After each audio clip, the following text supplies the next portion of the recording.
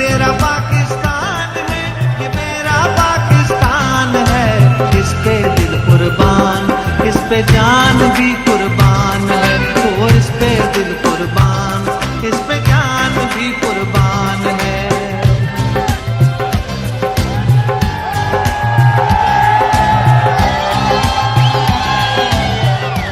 बिस्मिल्लाह, बिस्मिल्लाहिर्रहमानिर्रहीम। इय्याका नअबुदु व इय्याका नस्तईन। अल्लाह तेरी इबादत करते और सिर्फ तेरे से मदद मांगते हैं मौला। लाहौर आज पहले तो मैं जिस तादाद में आप आज हॉकी स्टेडियम में आए, जश्न आजादी बनाने के लिए, मैं खास तौर पे अपनी बहनों को खुशामदीद कहता हूं। आज वो मुल्क खुशकिस्मत है जिसकी माएं और बहनें आजादी का जज्बा रखती हैं, जिनमें शऊर होता है। और वो मुल्क खुशकिस्मत है जिसर इस तरह के जुनूनी बाशऊर नौजवान होते हैं।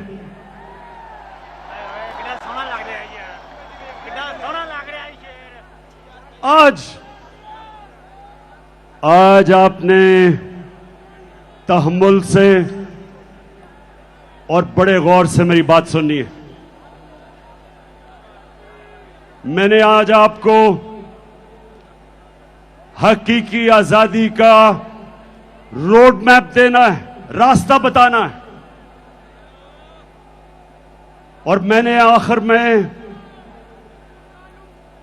हमने क्या कदम उठाने हैं हकीकी आजादी को हासिल करने के लिए, वो आज मैं सारी कौम को वो रास्ता बताऊंगा। मेरे पाकिस्तानियों, 4 किस्म की गुलामी होती है। 4 किस्म की गुलामी इंसान करता है। कायद आजम मोहम्मद अली जिन्ना ने हमें एक गुलामी से आजादी दिलवाई। मैं आज अपनी तकरीर के अंदर आपको वीडियोस दिखाऊंगा ताकि आपको समझ आए, मैं अपने आप को बेहतर तरीके से आपको समझा सकूं कि मैं क्या कह रहा हूं। तो मैं सबसे पहले एक आपको छोटी सी कायद आजम की वीडियो सुनाना चाहता हूं, जिन्होंने आज से 75 साल पहले कहा। तो मैं ये चाहता हूं कि उस वीडियो को चलाएं please. Muslims desire freedom more than anyone else because love for freedom, fraternity and liberty is the lifeblood of their existence. But freedom must mean freedom both from the British exploitation and Hindu domination. 100 millions of Muslims will never agree merely to a change of masters. तो पाकिस्तानियों, मैं अब उर्दू में बताता हूं कि हमारे कायद मोहम्मद अली जिन्ना ने क्या कहा। उन्होंने ये कहा कि हम अंग्रेज की गुलामी से निकल के हिंदुओं की गुलामी में नहीं जाना चाहते, हम एक आजाद मुल्क बनाना चाहते हैं। और उन्होंने बताया कि मुसलमान हमेशा आजादी के लिए जद्दोजहद करता है।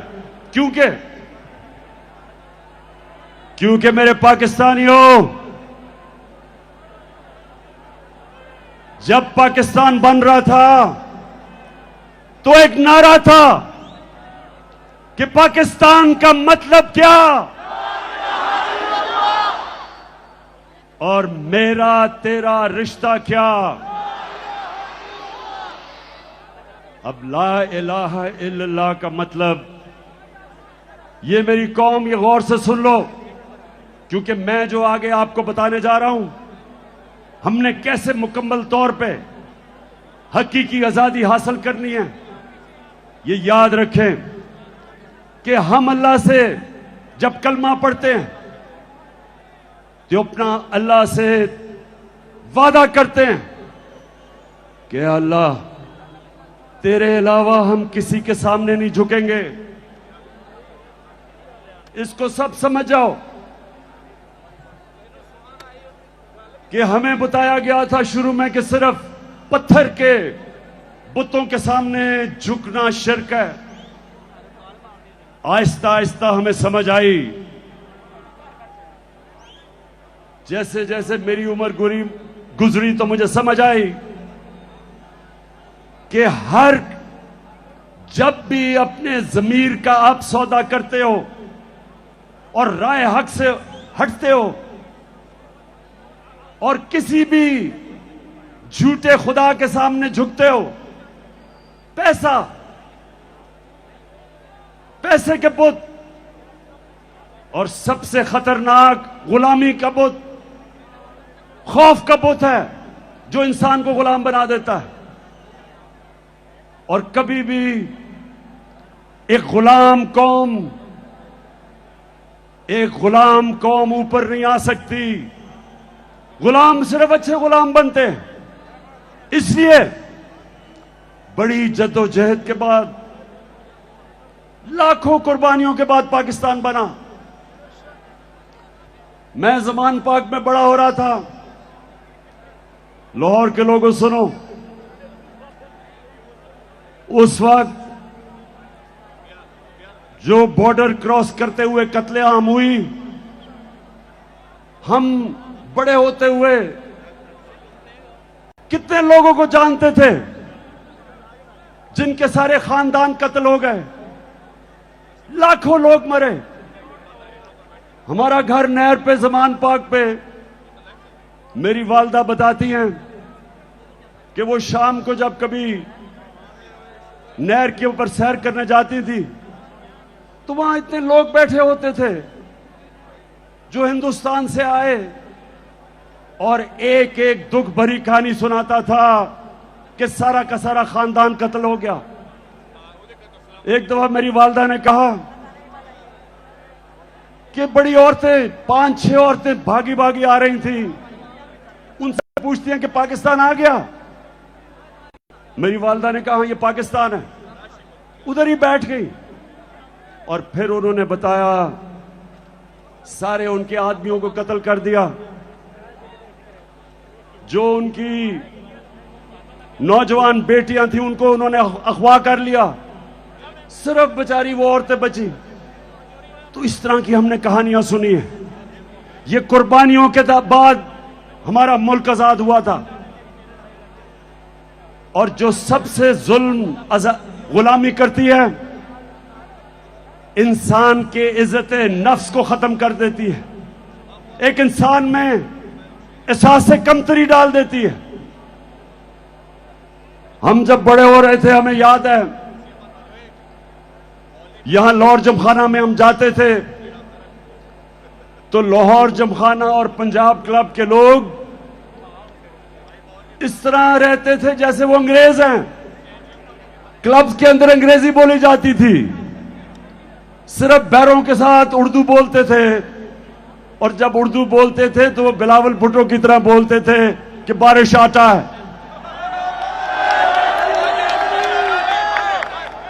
यानी कि एहसास से कमतरी ऐसे थी कि पाकिस्तानी अंग्रेज बनना चाहते थे, और ये गुलामी करती है। लाहौर के लोगों, जब मैं पहली दफा आज से 50 साल पहले इंग्लैंड में क्रिकेट खेलने गया तो मैं तो सिर्फ 18 साल का था। तो मुझे अभी भी याद है, मेरे सीनियर प्लेयर मुझे कहते, ये कानों ने सुना कि इमरान सोचो भी ना कि हम अंग्रेज को हरा सकते हैं, अगर इज्जत से हार के वापस आ गए तो बहुत बड़ी कामयाबी होगी। एहसास कमतरी थी, जीते हुए मैच हम हार जाते थे क्योंकि हमारे अंदर खुद एतमादी नहीं थी कि हम जीत सकते हैं। 70 की दिहाई में अच्छी भली अच्छी टीमें थी, कोई मैच नहीं जीतती थी। बड़े बड़े मैच जब आते थे, एहसास कमतरी की वजह से घबरा के हार जाते थे। और जब 80 की दिहाई में कमजोर टीमें थी, लेकिन क्योंकि ज़हनी तौर पे हम आजाद हो गए थे, हारे हुए मैच जीतते थे। यही पाकिस्तान का हाल है कि वो गुलामी से जो एहसास कमतरी थी, उससे हम निकले नहीं। तो पहली गुलामी से तो कायदे आजम ने हमें आजाद किया और इंशाअल्लाह आज हम उसका पूरा जश्न बनाएंगे। 12 बजे हम 14 अगस्त को उसका शानदार इस्तकबाल करेंगे, सब मिलके पाकिस्तान का तराना गाएंगे। लेकिन 3 और किस्म की गुलामियां, 3 और किस्म की गुलामी है, और मैं चाहता हूं ये गौर से सुने, क्योंकि आखिर में मैं आपको बताऊंगा कि हमने अपने हकीकी आजादी की तरफ कैसे जाना है। जो दूसरी किस्म की गुलामी है वो ज़हनी गुलामी, और वो मैं जब अपनी सारी कौम को मदीना की रियासत का बताता हूं तो मेरे नबी सल्लल्लाहु अलैहि वसल्लम ने मदीना के रियासत में उन लोगों, उन अरबों का जो हैसियत ही कोई नहीं थी, 2 सुपर पावर्स थी मगरिब में और मशरिक में, Byzantine Roman empire, Persian empire. उन्होंने क्या किया, गौर से सुनो मेरे नौजवानों, कि उन्होंने उन लोगों को दुनिया की इमामत करवा दी। 10 साल 622 और 632 जब मेरे नबी सल्लल्लाहु अलैहि वसल्लम दुनिया से गए, वो ही अरब जिनकी हैसियत नहीं थी दुनिया की इमामत की, तो वो क्या किया उन्होंने, अब ये गौर से सुने क्या किया। 2 काम किए, क्योंकि ये लोग, हमारे लोगों को गलतफहमी है कि तलवार से इस्लाम फैला। 10 सालों के अंदर 622 और 632 के बीच में सिर्फ 13 से 1400 लोग मरे जंगों में।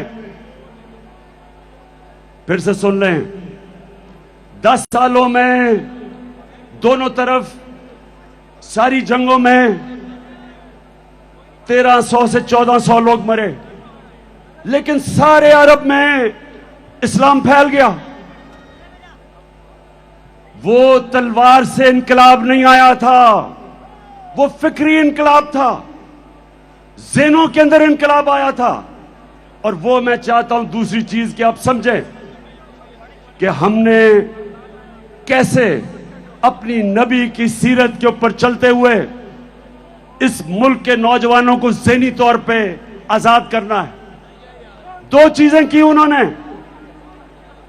सबसे पहले उन्होंने तालीम के ऊपर जोर दिया। उन्होंने कहा कि अगर चाइना भी तालीम हासिल करने के लिए जाना पड़े, इल्म के पीछे चाइना भी जाना पड़े, तो जाओ। मतलब उन दिनों में चाइना जाना का मतलब कि अपनी जान की बाजी खेलना। और कहा जब से तुम पैदा होते हो और जब तक तुम कब्र में नहीं जाते, इल्म सीखो। तालीम को उन्होंने इबादत बना दिया।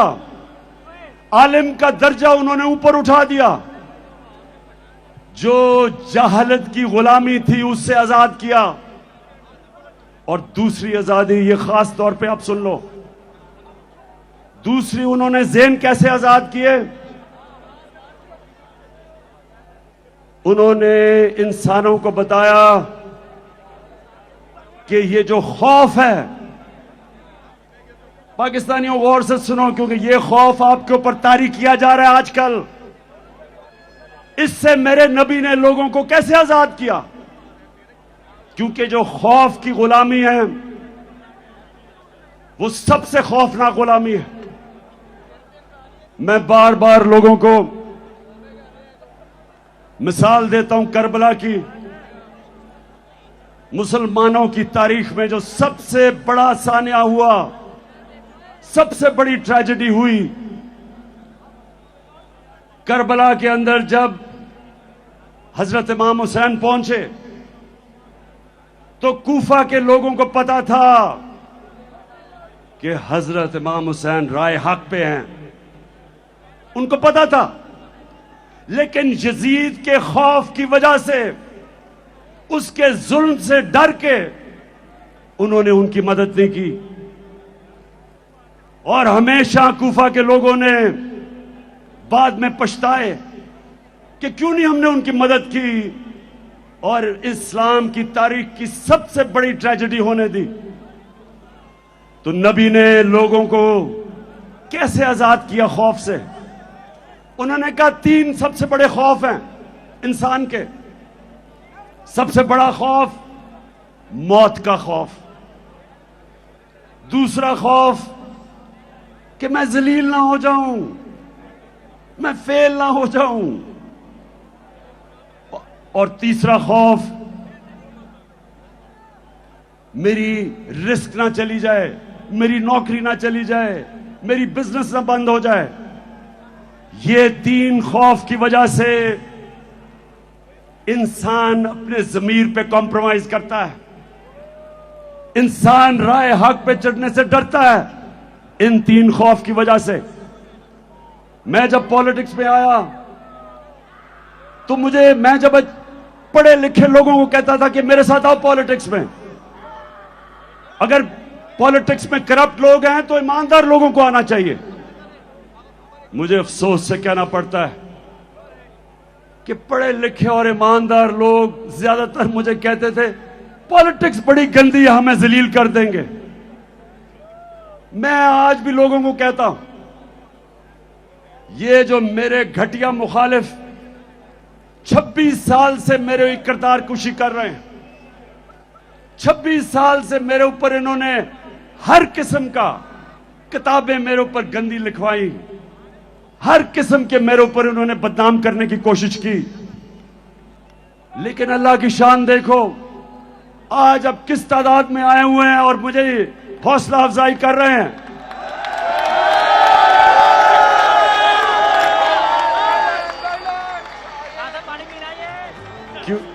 क्योंकि मेरे पाकिस्तानियों, ये अल्लाह ने कुरान में लिखा हुआ है कि इज्जत और जिल्लत मेरे हाथ में है। नहीं तो अमीर लोग, पैसे वाले लोग इज्जत खरीद सकते, लेकिन इज्जत नहीं खरीद सकते। और नहीं तो कमजोर और गरीब जलील होते, ऐसा नहीं है। और जिंदगी मौत, यह भी मैं आज आप सबको बता दूं कि आज तक किसी ने कोई बड़ा काम नहीं किया जो मौत से डरता है। कोई फौजी ने आज तक बड़े तगमे नहीं लिए जो मौत के खौफ के ऊपर काबू नहीं पाता।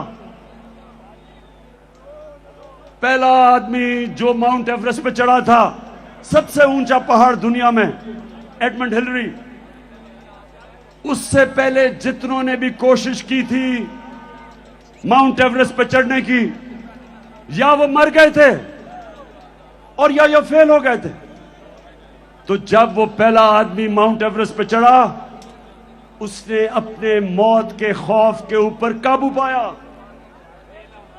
और ये मदीना की रियासत में मेरे नबी ने किया, इंसानों को आजाद कर दिया, मौत का खौफ चला गया, पैसे की लालच वो चलेगी क्योंकि रिस्क तो अल्लाह के हाथ में। और उनको ये पता चल गया कि कोई इंसान हमें जलील नहीं कर सकता, मेहनत हम करेंगे, ऊपर वाला दिलों के राज जानता है, और उसके ऊपर ईमान रख के वो लोग, आजाद लोग, उनकी परवाज,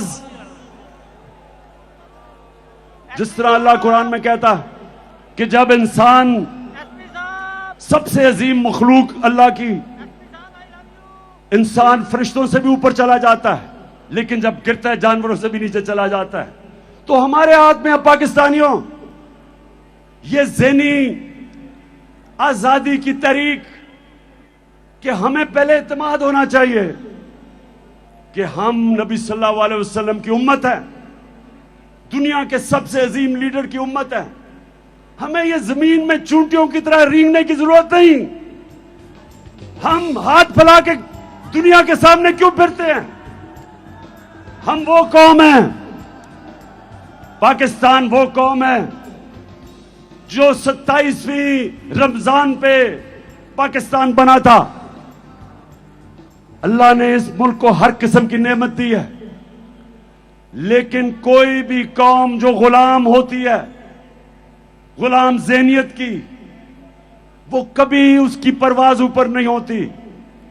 तो दूसरी चीज कि हमने अपने बच्चों को नबी सल्लल्लाहु अलैहि वसल्लम की सीरत पढ़ानी है। मैं जब प्राइम मिनिस्टर था, मैंने रहमतुल लिल आलमीन अथॉरिटी बनाई, बड़े बड़े स्कॉलर्स को उसमें बिठाया।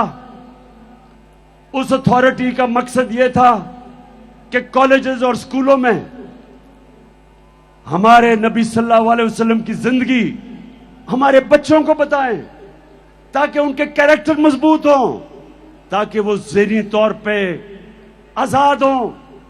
और सबसे बड़ी चीज ये कि वो मगरबी तहजीब के गुलाम ना बन जाएं। जब तक उनको अपनी तारीख का, अपने दीन का नहीं पता चलेगा, तो मगरबी तहजीब इतनी इस वक्त छाई हुई है कि हमारे बच्चे उनकी गुलामी करेंगे।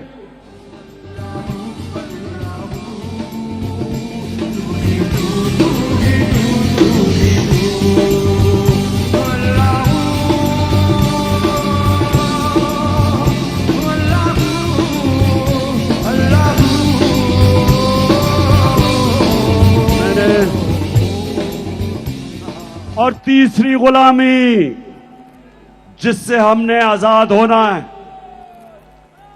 अब ये मेरे पाकिस्तानियों गौर से सुनो। देखें, पहले तो मैं आप सबको एक बात बता दूं कि मैं कभी भी किसी मुल्क के खिलाफ नहीं हूं, मैं किसी मुल्क का एंटी नहीं हूं। मुझे कहते हैं जी आप एंटी अमेरिकन हैं, मैं एंटी अमेरिकन नहीं हूं। अमेरिका में सबसे ताकतवर पाकिस्तानी कम्युनिटी है जो पाकिस्तानी अमेरिकन कम्युनिटी है। यह ताकतवर कम्युनिटी है। हम क्यों एक मुल्क के एंटी हों जिधर सबसे पैसे वाले हुनरमंद प्रोफेशनल्स पाकिस्तानी बैठे हुए हैं? और दूसरी चीज कि अमेरिका को पाकिस्तान सबसे ज्यादा अपनी चीजें एक्सपोर्ट करती है, हमारी सबसे ज्यादा एक्सपोर्ट्स अमेरिका को है। तो मैं बिल्कुल एंटी अमेरिकन नहीं हूं, मैं अमेरिका से दोस्ती चाहता हूं, लेकिन पाकिस्तानियों मैं गुलामी नहीं चाहता। अल्लाहू अल्लाहू अल्लाहू अल्लाहू अल्लाहू। ये ज़मीं जब न थी, ये जहां जब न था, ये ज़मीं जब न थी, ये जहां जब न था, ये ज़मीं जब न थी, ये जहां। मेरे लाहौर के बाशऊर लोगों, गौर से अब सुनना। अब मैं अपनी असल चीजों पे आने लगा हूं, गौर से सुनना, क्योंकि मैंने आज आपको आज आपको मैंने अपने हकीकी आजादी का रोड मैप देना है, तो ये जरा गौर से सुन लें। मैं ज्यादातर पाकिस्तानियों से बेहतर अमेरिका को भी जानता हूं, मगरबी तहजीब को भी जानता हूं। क्रिकेट की वजह से कई साल मैं उनके बरतानिया में रहा, यूनिवर्सिटी उधर गई, दोस्तियां मेरी थी वहां। मैं उनके कल्चर को अंदर से जानता हूं। अब जो मैं आपको चीज सुनाना चाहता हूं वो ये कि मैं जो उनकी साइकी जानता हूं वो ये, अगर आप उनके पैरों में गिरते हैं वो आपको इस्तेमाल करेंगे, अगर आप उनकी चमचागिरी करेंगे वो आपकी इज्जत नहीं करेंगे, लेकिन अगर आप अपने मुल्क के मफादात के लिए खड़े होंगे उनको अच्छा नहीं लगेगा, लेकिन वो आपकी इज्जत करेंगे। तो मैं जब सियासत में आया आज से 26 साल पहले, दो वजह से मैं पॉलिटिक्स में आया। एक, जिसकी मैं अभी जो चौथी गुलामी है उसकी बात करूंगा, इंसाफ के लिए, और एक इसके लिए जो हम अपनी खुददारी खो बैठे। मैं ये चाहता हूं कि आप चलाएं कि मैं जब 26 साल पहले पॉलिटिक्स में आया था तो मैं क्या कह रहा था, ताकि आपको ये ना लगे कि मैं ऐसे ही लोगों को वरगलाने के लिए, वोट लेने के लिए मैं अमेरिका के खिलाफ बात करता हूं। ये जरा गौर से सुने कि मैं शुरू में जब पॉलिटिक्स में आया था तो मैं क्या कहता था। हमारी तहरीक इंसाफ, अगर आप इसकी फॉर्म देखें तो इसके ऊपर लिखा हुआ है अय्या का नाबुदो व अय्या का नस्ताईन, और वो इसलिए कि जो भी तारीख ज्वाइन करना चाहता है आपने किसी भी इंसान के सामने झुकना नहीं। किससे करते हैं, कभी अमेरिका के सामने, कभी बैंकों के सामने, कभी बैरूनी मुल्कों के सामने। मैं आपको ये बताना चाहता हूँ कि तहरीक इंसाफ का नस्ल ये है किया का नाबुदो व अय्या का नस्ताईन, यानी कि सिर्फ अल्लाह की इबादत करते हैं और उसी से ही मदद मांगते हैं, इंसानों के सामने नहीं हम झुकते। पाकिस्तान का मतलब क्या था? ला इलाहा इल्लल्लाह। ला इलाहा इल्लल्लाह का क्या मतलब है? अल्लाह तेरे सिवा किसी के सामने नहीं झुकूंगा। और ये भी मेरा आपसे वादा है, आज तक ना मैं कभी किसी के सामने झुका हूं, पाकिस्तानियों कभी आपको किसी के सामने झुकने नहीं दूंगा। Will you allow the American government to have CIA here in Pakistan? Absolutely not.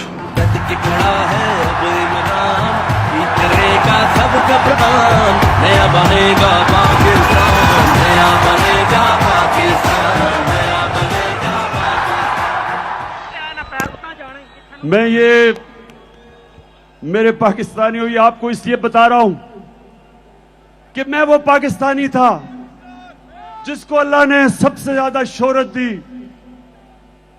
पैसा मेरी जिंदगी के मुताबिक बहुत था,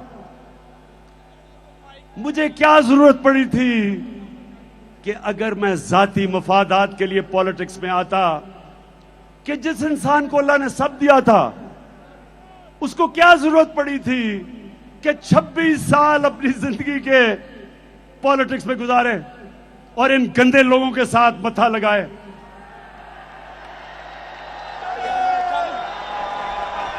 वो इसलिए और वो इसलिए कि पाकिस्तानियों, मेरे मां बाप, जब मैं बड़ा हो रहा था हमेशा मेरी मां ने और मेरे बाप ने कहा कि तुम्हें अंदाजा नहीं, तुम कितने खुशकिस्मत हो कि तुम एक आजाद मुल्क में पैदा हुए हो। हमारे से पूछो गुलामी क्या थी। अंग्रेज के ऑफिस में जाते थे तो आम जो उस वक्त इंडियंस थे उनके लिए सिर्फ चंद इंडियंस को बैठने की इजाजत थी। अंग्रेज के ऑफिस में आप खड़े रहते थे, उनकी कैंटोनमेंट थी, उनके क्लब थे, वहां कहीं ऐसे लिखा हुआ था कि इंडियंस और कुत्तों को इजाजत नहीं। ये होती है गुलामी। तो मैं बचपन से इस चीज का मुझे एहसास था और मैंने अपने मुल्क में एहसास कमतरी देखी अंग्रेज की गुलामी की वजह से। और हमेशा जब मैं क्रिकेट की खेलों में जाता था तो वो टीम जो कोई मैच नहीं जीतती थी, क्रिकेट की ग्राउंडों के ऊपर आहिस्ता आहिस्ता एक वक्त आया कि हमने अंग्रेजों को भी हराया, दुनिया को हराया, वर्ल्ड चैंपियंस बन गए। और मुझे फख्र था इस चीज का कि मैंने अपने मुल्क को ऊपर लेके गया। लेकिन मुझे हमेशा अफसोस होता था कि जब मैं अपने हुक्मरान, कोई बाहर से गोरा आता था, उसके सामने हाथ बांध के खड़े हो जाते थे, शर्म आती थी मुझे। और जब 26 साल पहले पॉलिटिक्स में आया तो ये जो आप सुन रहे हैं, ये आज से नहीं मैं बातें कर रहा। मेरी मोटिवेशन थी कि अल्लाह तूने मुझे कभी मौका दिया तो मैं अपने मुल्क को पैर पे खड़ा करूंगा, एक खुददार कौम बनाऊंगा और कभी किसी के सामने नहीं झुकने दूंगा।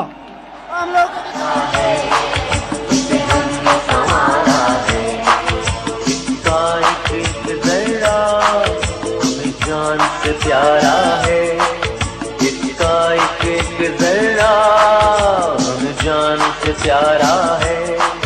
ये देश हमारा है, ये देश हमारा है।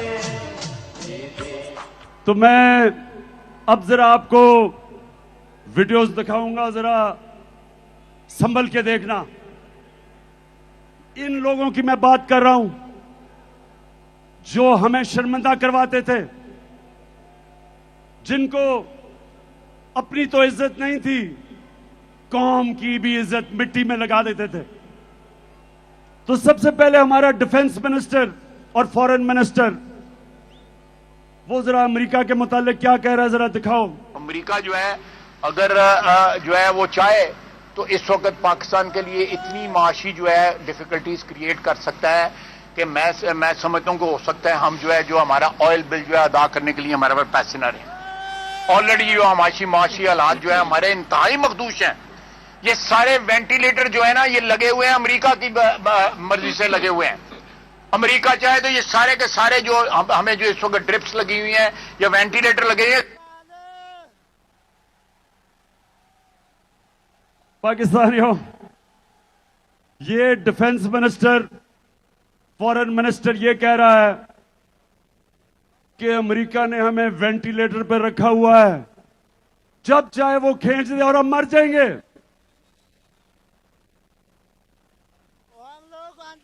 मैं पहले तो इससे पूछता हूं कि ये इस नौबत पे लेके कौन आया? 30 साल तो तुम दो खानदान इस मुल्क के ऊपर हुकूमत कर रहे थे, वेंटिलेटर पे डाला किसने? इस मुल्क का खुद पैसा चोरी करके बाहर महलात, अरबों डॉलर्स की प्रॉपर्टीज, बैंक अकाउंट्स, सारे शाहाना लाइफस्टाइल और कौम को मकरूज कर दिया। कौन जिम्मेदार है? तो पहले हमें मकरूज किया, अब हमें कहता है कि अगर हमने अमेरिका की गुलामी ना की तो हम मर जाएंगे। अब जरा मौजूदा प्राइम मिनिस्टर, क्राइम मिनिस्टर, जरा सुने जरा ये क्या फरमाते हैं मुल्क का प्राइम मिनिस्टर। मैं सऊदी अरब से होके आया हूं, मैं यूएई के होके, अभी मैं तुर्की होके आया हूं, और मैंने उन भाइयों को कहा कि आप हमारे बड़े अजीम भाई हैं, हमेशा आपने हमारी मदद की।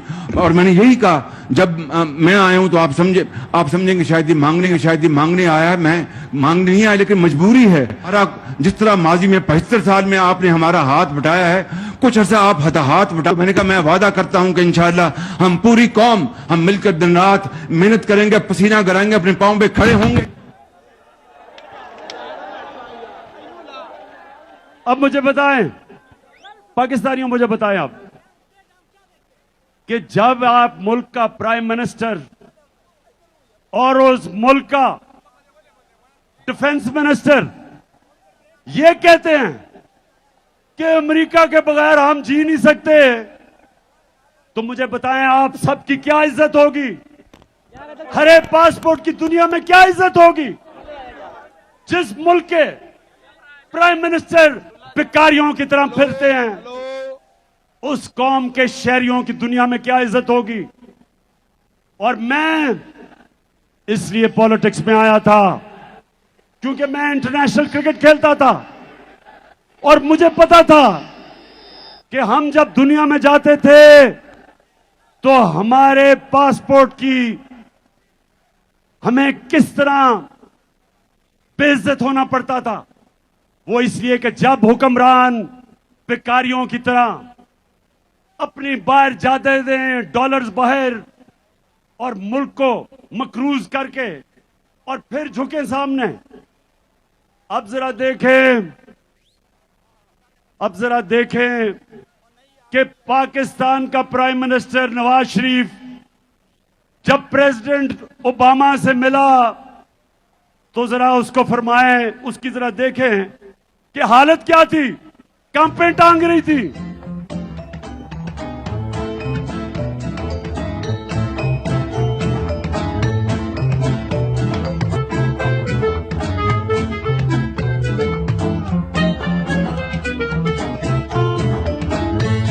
I thank you once again and look forward to welcoming you and Mr. Obama and Mrs. Obama in Pakistan. And Keema and Dal is great. इतना घबराया हुआ था कि थैंक यू भी पढ़ के करना पड़ा, कहीं गलती ना हो जाए, आका नाराज ना हो जाए। तो पाकिस्तानियों, अब जरा मैं सिर्फ एक और आपको वीडियो दिखाना चाहता हूं, फिर से आप ये गलत फहमी में ना हो कि मैं आज ये बातें कर रहा हूं। ये मैं जब से पॉलिटिक्स में हूं ये बातें कर रहा हूं मेहर का। ये जरा देखें ग्राउंड रियलिटी के ऊपर, what do you think will happen? मेहर ग्राउंड रियलिटी, अगर आप ग्राउंड रियलिटी पे चलना तो चुप करके गुलाम बन जाते हैं। अंग्रेजों से क्यों इतनी कोशिश की थी आजादी लेने के लिए? वो बेहतर, उससे कम से कम गवर्नेंस सिस्टम इससे बेहतर था, हालात तो बेहतर थे, ट्रेनें चलती थी, यूनिवर्सिटीज बेहतर थी, तालीमी निजाम बेहतर था, लॉ एंड ऑर्डर बेहतर था, करप्शन नहीं थी। तो ये आजादी लेने की हमें फिर जरूरत क्या थी? फिर जमीनी काय करके हाथ खड़े करके कहें जी आपके हम गुलाम है, जो करना कर लें। आप फैसला कर ले, फिर क्या कहना है? या तो आप फैसला करें कि आप एक आजाद मुल्क की तरह रहना चाहते हैं, खुददार मुल्क, एक बाइज्जत मुल्क, या ये बेशर्मी की तरह जिल्लत उठानी पड़ती है, वहां से हर दूसरे दिन गोरा आगे झाड़ा देके चला जाता है और डू मोर करके जाता है कि और अपने लोगों को मारो। ये कोई जिंदगी है? मैं आपको ये बता दूं कि अगर आप इस जिंदगी से मुतमईन है तो आप हो। मैं ये जमीनी इकाई कबूल नहीं करता।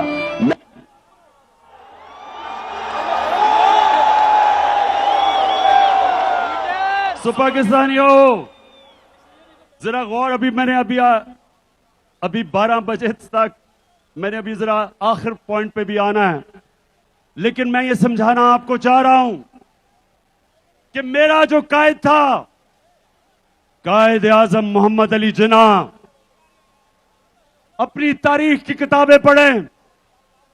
एक गुलाम हिंदुस्तान में एक आजाद लीडर था, उसके सारे मुखालिफ इज्जत करते थे, खुददार था, कभी किसी के सामने नहीं झुकता था। हम उसको लीडर मानते हैं। और हम पाकिस्तानियों, आप ये सुना है हमने कितनी भारी कीमत अदा की अमेरिका की गुलामी करके। मैं फिर से आज आपको कहता हूं कि मैं अमेरिका से दोस्ती कर रहा था, लेकिन मैं गुलामी करने के लिए तैयार नहीं था। मैंने प्रेसिडेंट ट्रंप से मेरे ताल्लुकात ठीक थे, क्योंकि वो वापस इज्जत देता था।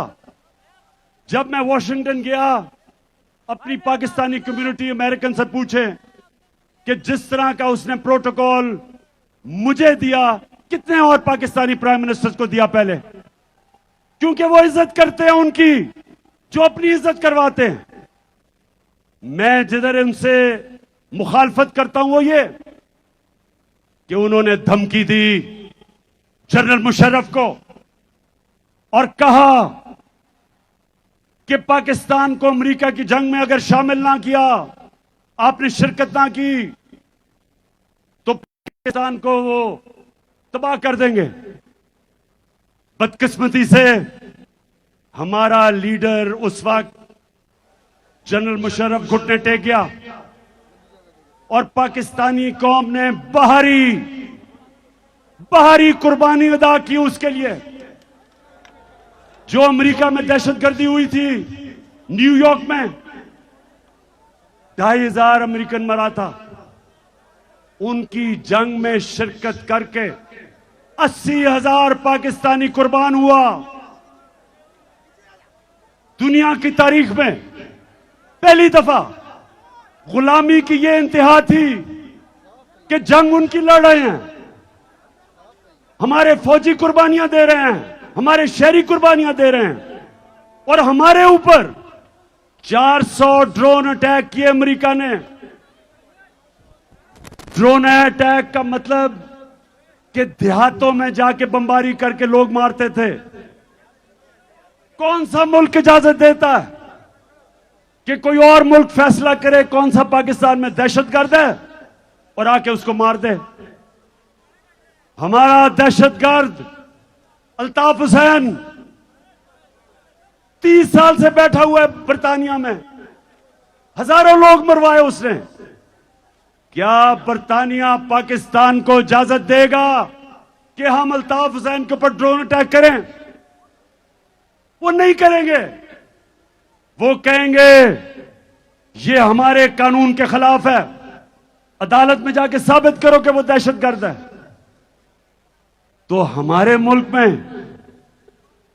आप फैसला करके जिसको मर्जी 400 ड्रोन अटैक किए, एक मदरसे के ऊपर ड्रोन अटैक करके 60 बच्चों को मार दिया, और यहां चूहे बैठे हुए थे, किसी की जरूरत नहीं थी अमेरिका को कहे कि तुम जुल्म कर रहे हो।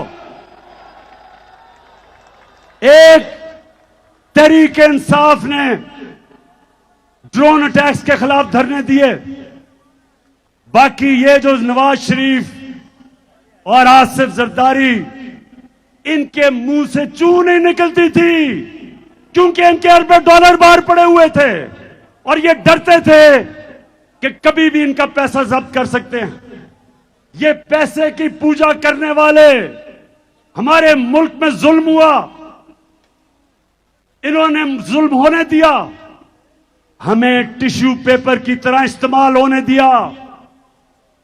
मैं एंटी अमेरिकन नहीं हूं, लेकिन मैं अपने लोगों के मफादात के ऊपर किसी किस्म की कॉम्प्रोमाइज नहीं करने के लिए तैयार। फिर जरा सुने, फिर सुने, हमें हमारे एम्बेसडर असद मजीद वॉशिंगटन में पाकिस्तानी एम्बेसडर, उसको मिलने आता है एक अमरीकी अंडर सेक्रेटरी ऑफ स्टेट, उसका नाम था डोनाल्ड लू। जरा गौर से सुने पाकिस्तानियों, ताकि आपको पता चले कि किस तरह हमारे मुल्क की जिल्लत हुई। वो आके हमारे एम्बेसडर को कहता है कि इमरान खान जो तुम्हारा प्राइम मिनिस्टर है, अगर तुमने अदम एतमाद की वोट पे उसको ना हटाया तो धमकी दी तुम्हें मुश्किलों का सामना करना पड़ेगा। और कहता वो इसलिए कि वो रूस चला गया, रूस का दौरा किया उसने। जब मुझे ये पता चला, मैंने अपने फॉरेन ऑफिस को कहा कि ये होते कौन है मुझे कहने वाले कि मैं रूस क्यों गया। क्या मैं इनका गुलाम हूं? लाजिम है कि हम भी देखेंगे, हम देखेंगे, हम देखेंगे, लाजिम है कि हम भी देखेंगे, हम देखेंगे। तुम मेरे लाहौर के बाशऊर शहरियों थक तो नहीं गए? ये आजादी की जश्न की राहत है। अभी मैंने आपको बताना है कि मैंने आपके साथ मिलके, आपने मेरे साथ मिलके इस मुल्क में हकीकी आजादी कैसे छीननी है। तो धमकी देता है कि जी रूस क्यों चला गया? मैं रूस इसलिए गया कि मेरे लोगों का फायदा था उसमें। मैं चाहता था कि मेरे लोगों को सस्ता तेल मिले। जो हिंदुस्तान रूस से 40% कम कीमत पे तेल ले रहा है, मैं चाहता था कि हमने जो 20 लाख टन गंदम खरीदनी है, हम रूस से सस्ते दाम पे लें। उनके सदर पुतिन से मैंने बात की थी, वो तैयार थे हमारी मदद करने के लिए। हमने गैस लेनी थी आगे जाके रूस से, तो वो इतने नाराज हुए कि जनाब इमरान खान को हटा दो। इसने हमारा हुक्म नहीं माना। अब मैं आपको दो मुल्कों के फॉरेन मिनिस्टर्स दिखाना चाहता हूं। पहले हिंदुस्तान का फॉरेन मिनिस्टर, उसको हुक्म दिया, उसको कहा कि जनाब आप रूस से तेल ना खरीदें। अब ये गौर से सुने, हिंदुस्तान अमेरिका का स्ट्रेटेजिक एलाय है। हमारा कोई अमेरिका के साथ अलायंस नहीं है। हिंदुस्तान अमेरिका का स्ट्रेटेजिक एलाय है। और उनको जब अमेरिका ने कहा कि आप रूस से तेल ना खरीदें, तो उनके फॉरेन मिनिस्टर ने क्या कहा, ये देखें। By purchasing oil for national interest, India is being asked, are you funding this war? Tell me if buying Russian gas is not funding the war? I mean, why is it's only Indian money and oil coming to India which funds, but it's not gas coming to Europe which funds? I mean, look, somewhere, I mean, let's be a little even-handed out here. If countries in Europe and the West and the United States are so concerned, why don't they allow Iranian oil to come into the market? Why don't they allow Venezuelan oil to come into the market? I mean, they've squeezed every other source of oil we have. And then say, okay guys, you must not go into the market and get the best deal for your people. सुना? मैं जिनको समझ नहीं आए मैं समझाऊं। ये foreign minister को उन्होंने कहा कि रूस से तेल ना खरीदो। उसने आगे से कहा, तुम कौन होते हो मैं कहने वाले? यूरोप खरीद रहा है तेल उनसे। हमारे लोगों की जरूरत है, हम खरीदेंगे। ये होता है आजाद मुल्क। हमारे जब इनको ये जो इंपोर्टेड हुकूमत ये जब आई, तो हमने उनसे बात कर ली थी रूसियों से सस्ता तेल खरीदने की, लेकिन इनकी हिम्मत नहीं थी। यहां तेल की, पेट्रोल डीजल की कीमत आसमानों पे। जुर्रत नहीं थी कि कहें जी हमारे लोगों के लिए महंगाई है, गुर्बत की लकीर के नीचे जा रहे हैं लोग। और अब साउथ अफ्रीका को सुने कि साउथ अफ्रीका को अमेरिका का, ये सुन लें, अमेरिका का फॉरेन मिनिस्टर बैठा हुआ है, उसके सामने साउथ अफ्रीका की फॉरेन मिनिस्टर क्या कहती है? When we believe in freedom, as I'm saying, it's freedom for everybody. You can't say because Africa is doing this, you will then be punished by the United States. So that's been a disappointing passage of legislation by one house, and we hope the other house will not agree to such offensive legislation. One thing I definitely dislike is being told either you choose this or else. I definitely will not be bullied in that way. No. सुन लिया? उनकी foreign minister कहती कि हमें ना dictation दो कि हम क्या कर सकते हैं क्या नहीं कर सकते। तो अगर वो हिंदुस्तान जो हमारे साथ आजाद हुआ था उनमें इतनी खुददारी है कि वो अपने लोगों के मफादात के मुताबिक अपनी फॉरेन पॉलिसी बनाते हैं, तो ये हमारे कौन आ गए हैं कि जो उनके पैरों में लेटे हुए हैं, कहते हैं हम वेंटिलेटर पे हैं, वो अगला कहता है बेगर्स आर नॉट चूजर्स। तो मैं आज पाकिस्तानियों इस गुलामी के खिलाफ हूं। मैं आज वाजे कर दूं कि मैं इस कौम को कभी कभी किसी की गुलामी नहीं करने दूंगा। मैं अपनी कौम को इकट्ठा करूंगा। हम बहैसियत कौम मिलके अपने कर्जे उतारेंगे। हम बहैसियत कौम मिलके अपने पैर पे खड़े होंगे, मुश्किल वक्त गुजारेंगे। आजादी आसानी से नहीं मिलती। आजादी की जद्दोजहद में कुर्बानियां देनी पड़ती हैं। मुझे पता है कि मेरी कौम तैयार है कुर्बानियों के लिए, मुझे पता है। लेकिन ऊपर वो बैठे हुए हैं जो पैसे के गुलाम हैं, और हकीकी आजादी की जद्दोजहद तब तक जारी रहेगी जब इस हुकूमत इंपोर्टेड हुकूमत को हम फारग नहीं करते और इलेक्शन नहीं करवाते। हम मिलके इस मुल्क में जद्दोजहद करेंगे। वो खुद हजम हो जाएंगे और पुश्तों से जो गद्दी बैठे सब भीड़ में मिल जाएंगे। ओ सब भीड़ में मिल जाएंगे। जो दूर गए थे भूले से लौटेंगे फिर वतन को एक शान। और अब चौथी गुलामी। अब मेरे पाकिस्तानियों ये गौर से सुने, ये जो आखिरी गुलामी जिसके लिए हमने हकीकी की जंग लड़नी है, हकीकी आजादी की, ये सबसे ज्यादा एक माशरे में तबाही मचाती है। और वो क्या है? नबी सल्लल्लाहु अलैहि वसल्लम ने मदीना की रियासत में एक तो ज़हनी तौर पे लोगों को आजाद किया, और दूसरा उन्होंने अदल और इंसाफ दे के इंसानों को आजाद किया। जानवरों की बस्तियों में और इंसानों की बस्तियों में क्या फर्क है?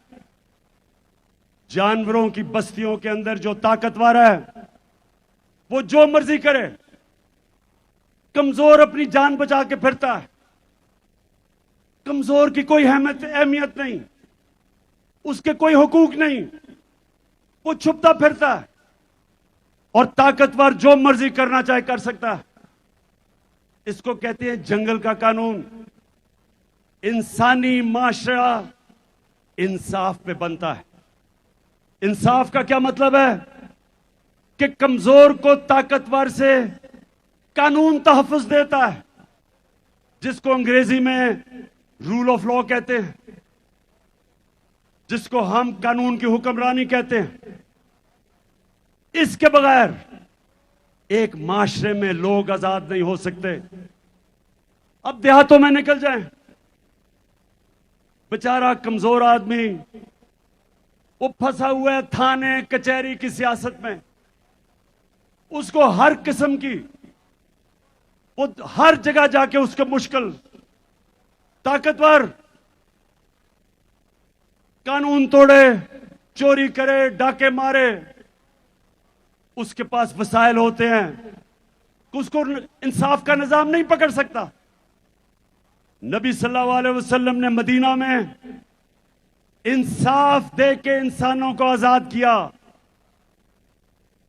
हजरत अली रजी अल्लाह ताला एक यहूदी शहरी से केस हार जाते हैं, खलीफा वक्त होते हैं, क्योंकि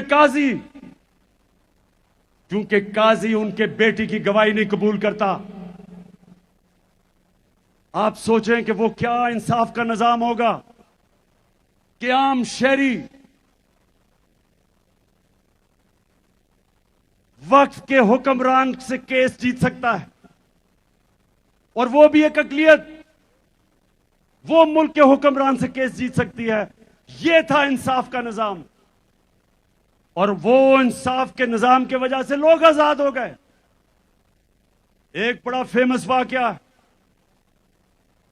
एक शहजादा तवाफ कर रहा था खाना काबा की, एक गुलाम का पैर आ गया उसके चोगे के ऊपर, उसने उसको मारा।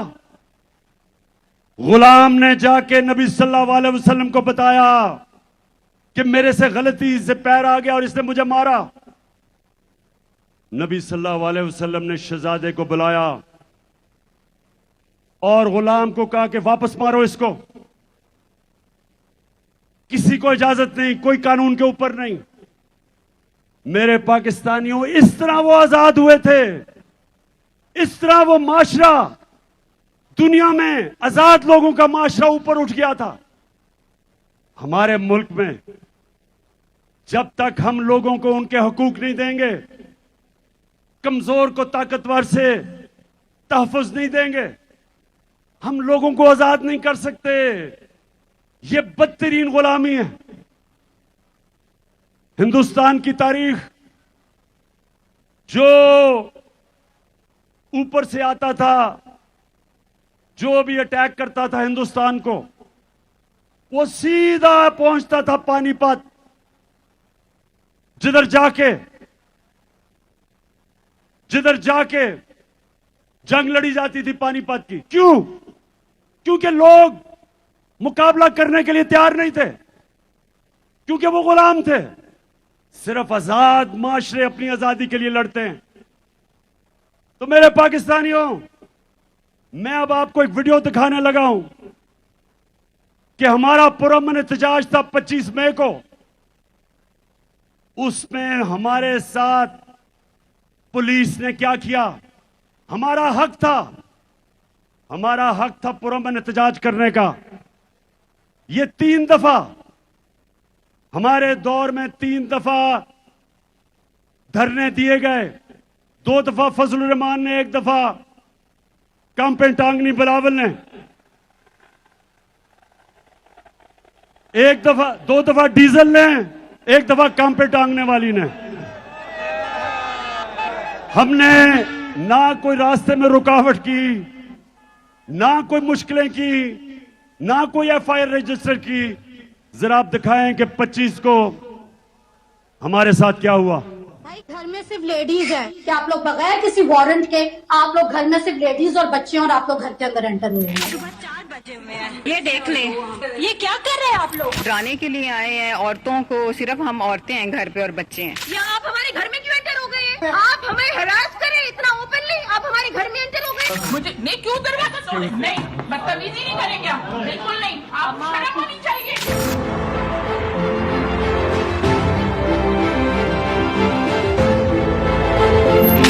तो नहीं है कि 40 के 40 मर्द और गुंडों की तरह घरों के अंदर दरवाजे टाप के गेट तोड़ के अंदर घुस गए हैं। हम पे बदतमीजी की है, तशद्दुद किया है, इतना मुझे मार के इतने बुरे तरीके से मेरी बेटी को थप्पड़ मारा है। पुलिस वैन में डाले में आए हैं 8 बंदे, और वो मेरे गेट के ऊपर से एक तो चढ़ के पार हुआ है, फिर उन्होंने डाला मारा, मेरा गेट तोड़ दिया। क्या हुआ है? क्या हुआ?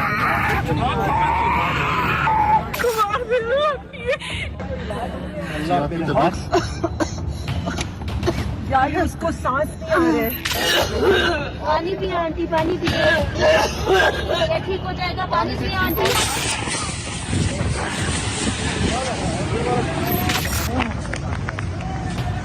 बाबा आंखों पानी। ओ बगैर तो छोटे-छोटे बच्चों में चैलिंग हो रही है यहाँ पे। फैमिली और बच्चों में चैलिंग हो रही है यहाँ पे। और इसको शेल मुंह पे इन्होंने मारा निशाना लेके।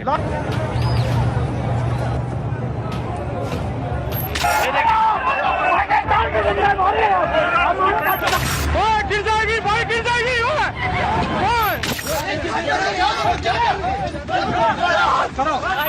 सर फाड़ दिया इन नकारा खबीस लोगों ने। इन लोगों ने ख्याल नहीं किया। तो बड़ा भाई। अच्छा, अब ये जो अभी आपने देखा, एक पुरअमन एहतजाज जमहूरियत के अंदर, पहले हुकूमत गिराई, पुरअमन एहतजाज किया, और इस तरह का इस मुल्क की पुलिस ने मुल्क का आइन भी तोड़ा, मुल्क का कानून भी तोड़ा, और कमजोरों के ऊपर दहशतगर्दी की, खौफ फैलाने के लिए। अब मैं जरा एक और, अभी हालिया में शहबाज गिल, उसको उठा लिया, चलें वो कानून के सामने जाएगा, लेकिन तशद्दुद किया उसके ऊपर। उसको हर इंसान को मौका मिलना चाहिए अपने आप को बेकसूर साबित करने का। ये तो इंसाफ का निजाम है, इंसाफ का तकाजा है। उसको तशद्दुद किया, लेकिन सबसे खौफनाक चीज, उसके ड्राइवर की बीवी को उठा लिया और उसकी 10 महीने की बेटी। ये जरा आप देखें।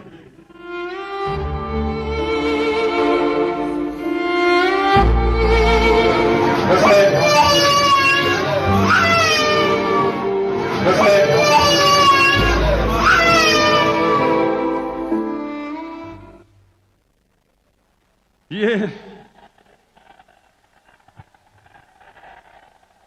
मैं आपको ये इसलिए दिखा रहा हूं, पाकिस्तानियों, इसलिए दिखा रहा हूं कि लोगों के ऊपर खौफ तारी किया जा रहा है कि किसी तरह ये कौम डर के, खौफजदा होके, इनकी दहशत की वजह से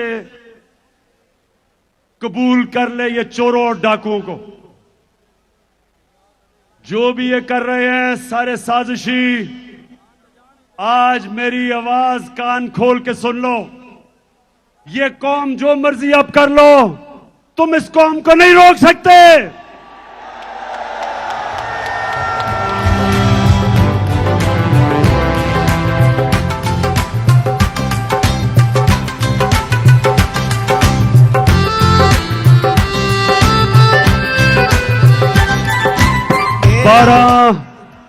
12 बज गए हैं, लेकिन मैं आपसे 5-7 मिनट के बाद बात करके फिर हम सारे कौमी तराना गाएंगे और फिर जश्न बनाएंगे आतिशबाजी का 14 अगस्त का। वो इस पे दिल कुर्बान, इस पे जान भी कुर्बान है। तेरा पाकिस्तान है, ये मेरा पाकिस्तान है। तेरा पाकिस्तान है, ये मेरा पाकिस्तान है। इस पे दिल कुर्बान, इस पे जान भी कुर्बान है। वो इस पे दिल कुर्बान, इस पे जान भी कुर्बान है।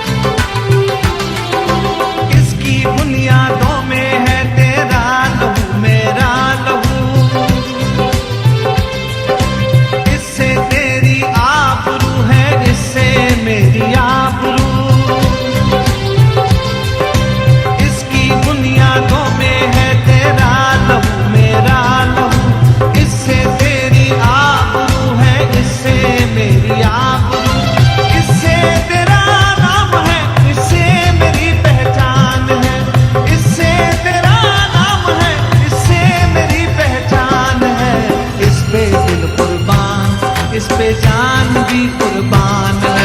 वो इस पे दिल कुर्बान, इस पे जान भी कुर्बान है। तेरा पाकिस्तान है, ये मेरा पाकिस्तान है। तेरा पाकिस्तान है, ये मेरा पाकिस्तान है। इस पे दिल कुर्बान, इस पे जान भी कुर्बान है। वो इस पे दिल कुर्बान, इस पे जान भी कुर्बान है।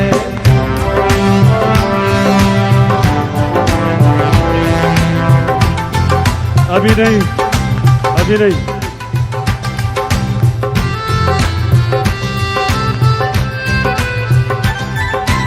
एक दयारे नूरो निखत बात ये मेहरान है। नूर आंखों का मेरी खाके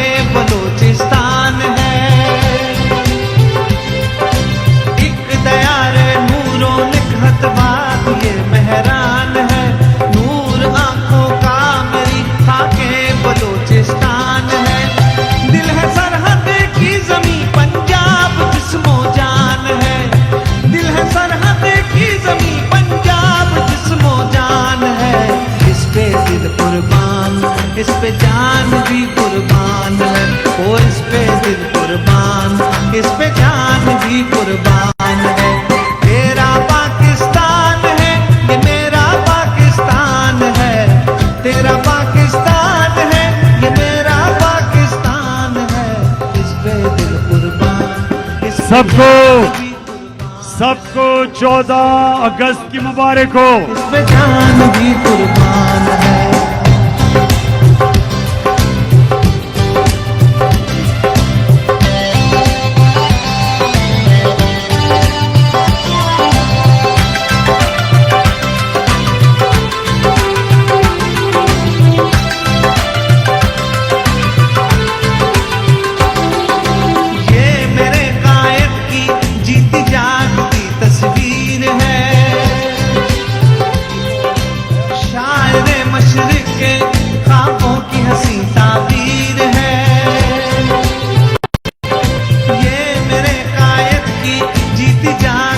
अपनी लाइट्स भी जलवा दें, लाइटें फोन्स की लाइटें।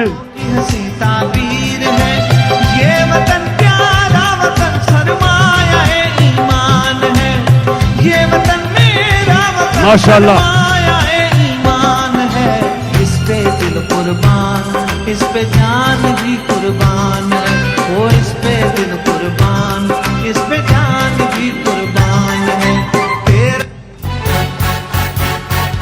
जाग उठा है सारा वतन साथियों, मुजाहिदों, जाग उठा है सारा वतन साथियों, मुजाहिदों।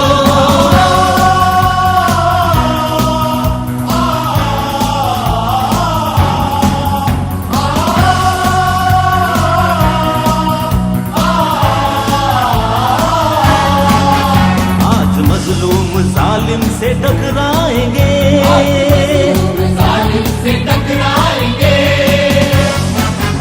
अपनी ताकत जमाने से मनवाएंगे,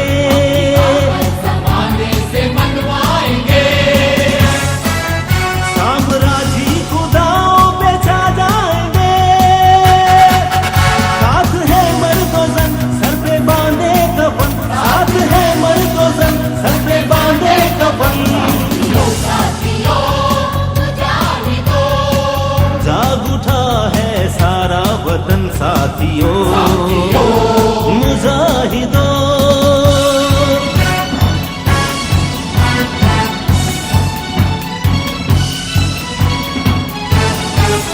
जो भी रास्ते में आएगा कट जाएगा,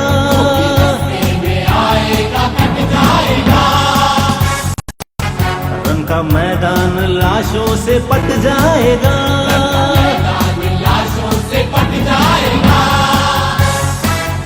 आज दुश्मन का तख्ता उलट जाएगा। हर जरी सब शिकन, हर जवा तेग जन, हर जरी सब शिकन, हर जवा तेग जन। जाग उठा है सारा वतन साथियों, मुजाहिदों।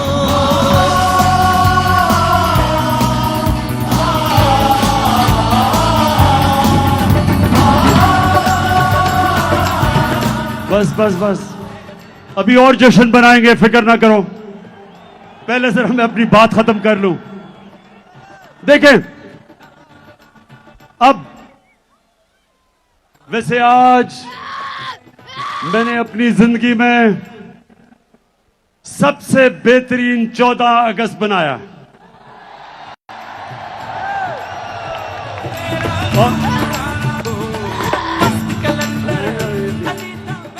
और मेरा दिल कह रहा है, पाकिस्तानियों, मेरा दिल कह रहा है कि जो इंशाअल्लाह अगली 14 अगस्त होगी, हम अपनी हकीकी आजादी ले चुके होंगे। मावानू बचड़े देना है पीरा, मावानू बचड़े देना है पीरा, भैड़ा नू देना है पीरू मला झूले लालन, ओ भैड़ा नू देना है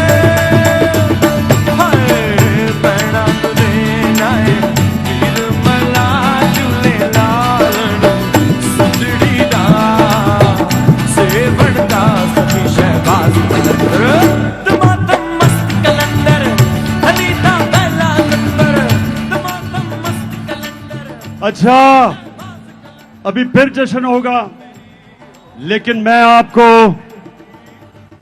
जो इस कौम के खिलाफ साजिश हो रही है वह मैं पहले वो साजिश बताऊंगा और उसके बाद बताऊंगा कि हमने कैसे इस साजिश को खत्म पाश करना है।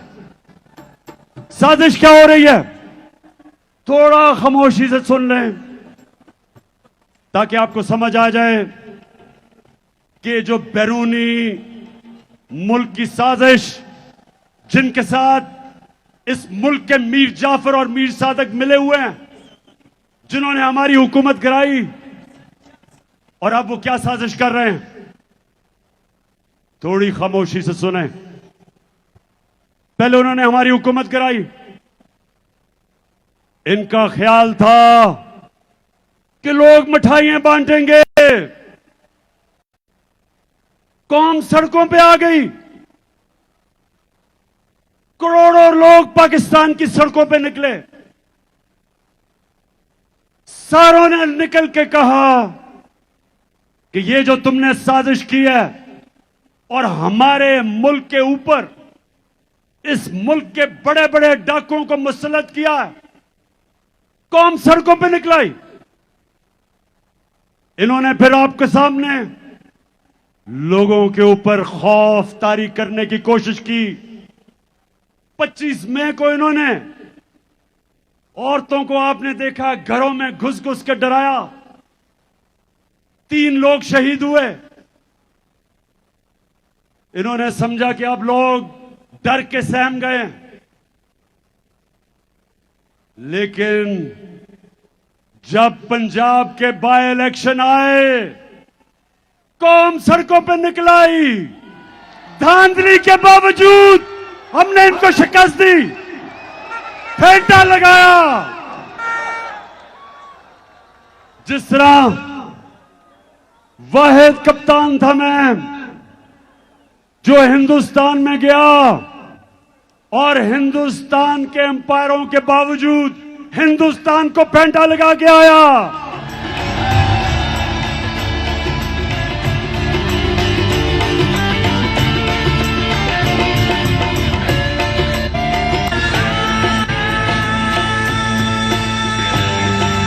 तो इस बारी इन्होंने इंतजामिया को साथ मिलाया, अंपायरों को साथ मिलाया, पुलिस का इस्तेमाल किया, और वो सिकंदर सुल्तान जो एक बददियानतदार इलेक्शन कमिश्नर, उसने पूरी मदद की इनकी, हर किस्म की धांधली की।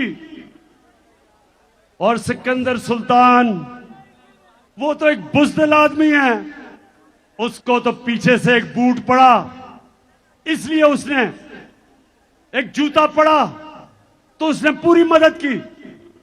इस सारों के बावजूद अवाम, कभी बाय इलेक्शन में ऐसे अवाम नहीं निकली। लाहौर के लोगों में खास तौर पे तो आपको सलाम करता हूं कि आपने बुरी तरह शिकस्त दी इनको। उसके बाद इन्होंने एक नया प्लान बनाया जो मैं आप सबके सामने रख रहा हूं। प्लान यह बनाया कि इमरान खान के खिलाफ केसेस करो, इलेक्शन कमीशन में तोशाखाना का केस, फंडिंग का केस, किसी तरह इसको डिस्क्वालीफाई करो, और इसको डिस्क्वालीफाई करके उधर से नवाज शरीफ को बुलाओ, वो भगौड़े को बुलाओ जो झूठ बोल के बाहर भागा हुआ है, और फिर कहो कि देखें हम इमरान खान को भी लड़ने देंगे और नवाज शरीफ को भी अगर उसका जो बैन है वो हटाया जाए। जो भी ये साजिश कर रहे हैं, कान खोल के सुन लो, इमरान खान कोई डील नहीं करने लगा।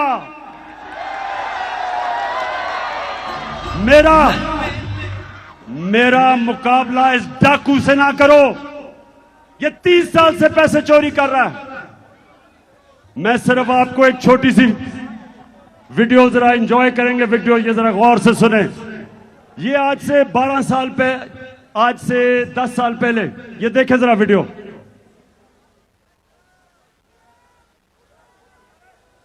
चलो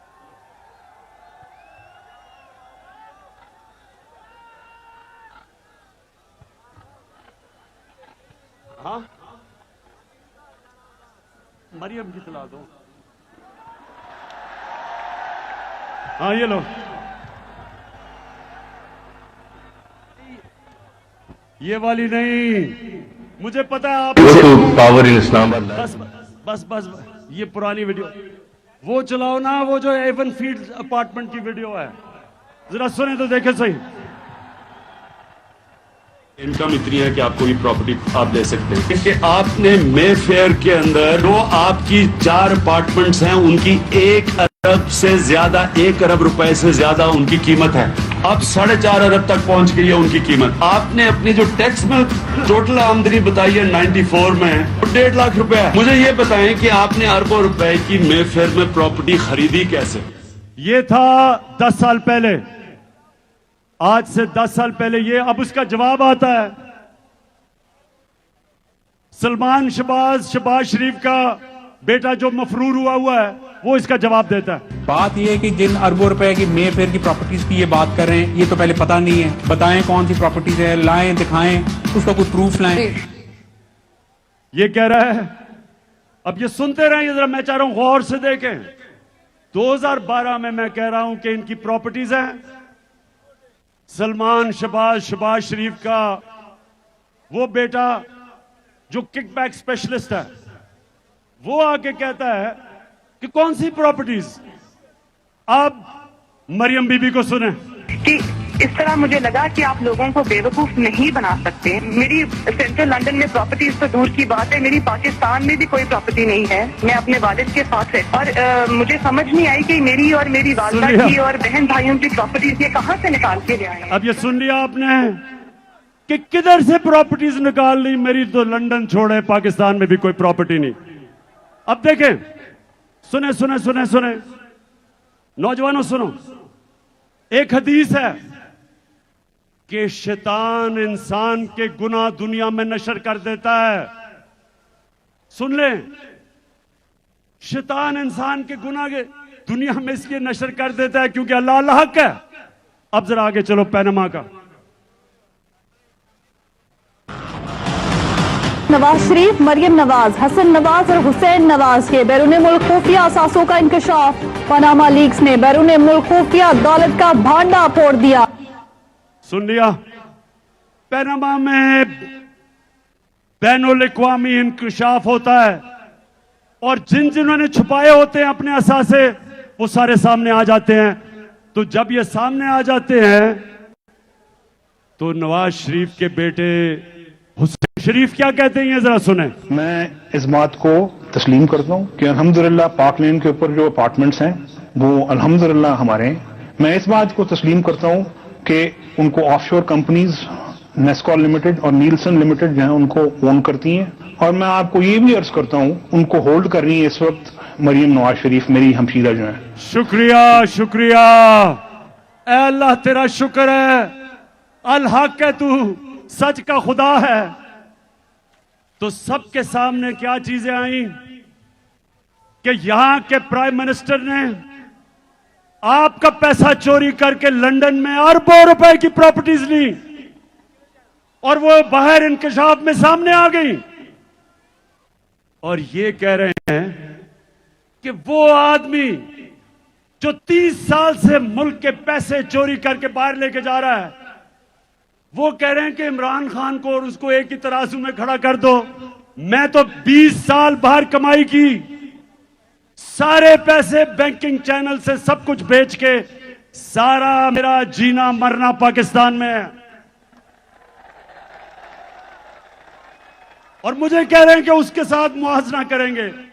तो साजिश पहली ये कि नवाज शरीफ को लाने की कोशिश है। सितंबर की आखिर में नवाज शरीफ फिक्र ना करो, तुम्हारा मैं बहुत अच्छी तरह इस्तकबाल करूंगा।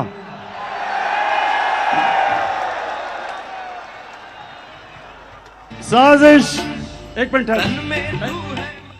साजिश दूसरी कि इमरान खान के ऊपर केसेस करो, किरदार कुशी करो। ये वो जो टीवी स्टेशन लिफाफों वाले, पैसे लेके जमीर बेचने वाले, उनके जरिए इमरान खान की किरदार कुशी करो, उसको बुरा भला करो, उसको डिस्क्वालीफाई करो, और फिर वो टीवी चैनल जो इमरान खान का मौकफ पेश करती हैं उनको बंद करो, ARY को बंद करो। ARY को किस लिए बंद किया भाई? ARY का क्या कसूर था? उसको क्या पता था कि शहबाज गिल क्या कह देगा प्रोग्राम में? ARY का क्या कसूर था? उसका कसूर यह था कि वो इमरान खान का मौकफ पेश करता है, जबकि ये दूसरे किराए के टट्टू, जमीर फरोश, ये वो चैनल्स जो किरदार कुशी करते हैं और फिर सोशल मीडिया के लोगों के ऊपर क्रैकडाउन, सोशल मीडिया के बच्चों को टेलीफोन करके धमकियां, उनको डराना, उनको पकड़ लेना, खौफ फैलाना कि किसी तरह सोशल मीडिया भी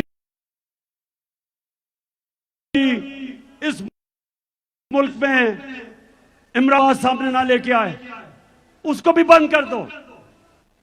और उससे भी खौफनाक चीज ये एक और साजिश चल रही है कि हमारी अदलिया को तकसीम करने की, ताकि अदलिया से अपने फैसले करवाए जाए।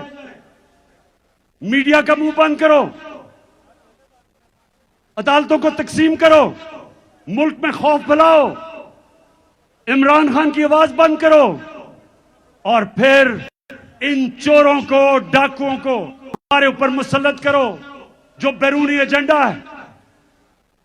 और इससे एक और बहुत खौफनाक गेम चल रही है कि इमरान खान और फौज के बीच में, तहरीक इंसाफ और फौज के बीच में आपस में लड़ाई करवाई जाए, आमना सामना करवाया जाए। मेरे पाकिस्तानियों, मैं 18 साल का था जब मैं बांग्लादेश, तब ईस्ट पाकिस्तान था, मार्च 1970 मैं ईस्ट पाकिस्तान मैच खेलने गया अंडर 19 का। हमें यहां मीडिया पे ब्लैकआउट था, डिक्टेटर का जमाना था, मीडिया के ऊपर पाबंदियां थी, हमें पता ही नहीं था कि ईस्ट पाकिस्तान में क्या हो रहा है। जब मैं वहां मैच खेलने गया तो मेरा चाचे का बेटा ब्रिगेडियर शफीक उसके पास में ठहरा। वो पहली दफा उसने मुझे बताया कि हो क्या रहा है, कि अवाम यानी कि वो जमात जो बांग्लादेश की बल्कि पाकिस्तान की सबसे बड़ी जमात थी, उसके खिलाफ मिलिट्री एक्शन हो रहा था, शुरू हो रहा था। और सारे पाकिस्तानी सुन लो, इतना बड़ा जुल्म हुआ जो हमारा मुल्क टूटा, बड़ा सानिया हुआ पाकिस्तान से कि जब आप फौज को और सबसे बड़ी मुल्क की जमात का आमना सामना करवाते हैं तो नुकसान तो मुल्क का है। आज फिर वो साजिश हो रही है, हर किस्म का प्रोपेगेंडा किया जा रहा है कि जनाब इमरान खान तो शोहदा के खिलाफ, उनके खिलाफ बात कर रहा है। शर्म करो, इमरान खान वो पाकिस्तानी है जो गुलामी की, अगर गुलामी हो वो मौत उसके लिए बेहतर है। अगर मुझे ये हो कि गुलामी या मौत, मुझे मौत पसंद है। ये कैसे हो सकता है कि एक मुल्क की मैं फौज को कमजोर होने दूंगा? ये कैसे हो सकता है कि मैं चाहूंगा कि मेरे मुल्क की फौज कमजोर हो? क्योंकि अगर पाकिस्तान की फौज कमजोर होती है, यहां इतनी बैरूनी साजिशें हैं, मैं बार बार कह बैठा हूं कि मुल्क के 3 टुकड़े करना चाहते हैं वो, इसलिए इमरान खान कभी नहीं चाहेगा कि उसकी फौज कमजोर हो। वो चाहेगा कि उसकी फौज एक मजबूत इदारा हो। अब मैं आपको बताऊं, अब मैं ये चाहता हूं कि जो लोग आज इख्तिदार में बैठे हैं, जरा मैं आप सबके सामने दिखाना चाहता हूं कि इन्होंने पाकिस्तान की फौज के मुतल्लिक क्या कहा है। देखें जरा। जनरल कमर जावेद बाजवा साहब, आपने हमारी अच्छी भली चलती हुकूमत को रुखसत करवाया। जजों से जोर जबरदस्ती से फैसले आपने लिखवाए। जनरल बाजवा साहब, आपको 2018 इलेक्शन में अवाम के मैंडेट की चोरी का हिसाब देना है। हाँ, नवाज शरीफ ने ये जरूर किया कि उसने किरदारों और इदारों के दरमियान एक वाज़ेह लकीर खींच दी है। एक या दो अफराद इदारा नहीं हुआ करते, एक या दो अफराद इदारों की बदनामी का बायस बना करते हैं।